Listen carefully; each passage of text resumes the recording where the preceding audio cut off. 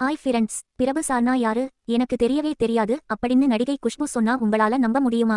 சுவாரஸ்யமான சம்பவங்களை சமீபத்திய பேட்டியில குஷ்பு அவர்கள் பகிர்ந்திருக்காங்க. சினிமாவுக்கு வந்த புதுசுல குஷ்புவுக்கு தென்னிந்திய சினிமாவில் தெரிஞ்ச ஒரே மாஸ் ஹீரோ கமல்ஹாசன் மட்டும்தானாம். ஏ துஜே கேலியே படத்தை பார்த்துட்டு கல்யாணம்னு பண்ணிக்கிட்டா கமல் மாதிரி ஒருத்தர தான் கல்யாணம் பண்ணணும் மனசுக்குள்ள ஆசைப்பட்டதா சொல்லியிருக்காங்க. அடுத்து நடந்ததான் செம காமெடி. தமிழ் சினிமாவில் நடிக்க வர்றதுக்கு முன்னாடி நகர் வழியா ஏவிஎம் ஸ்டுடியோவுக்கு போகும்போது நடிகர் பிரபு ரோட்டை கிராஸ் பண்ணியிருக்காரு.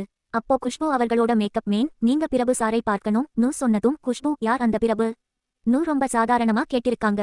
அப்புறம்தான் அவர் நடிகர் திலகம் சிவாஜி கணேசனோட பையன், பெரிய ஹீரோனே குஷ்புவுக்கு அவர்களுக்கு தெரிய வந்திருக்கு. எல்லாத்துக்கும் மேல தர்மத்தின் தலைவன் படப்பிடிப்புல ஒரு பெரிய சம்பவமே நடந்திருக்கு. அப்போ குஷ்புவுக்கு தமிழே தெரியாது. ஷூட்டிங் ஸ்பாட்ல மத்தவங்க வாடா போடா பேசிக்கிறதை பார்த்து அது அன்பா கூப்பிடுற வார்த்தைன்னு தவறா நினைச்சுக்கிட்டாங்க.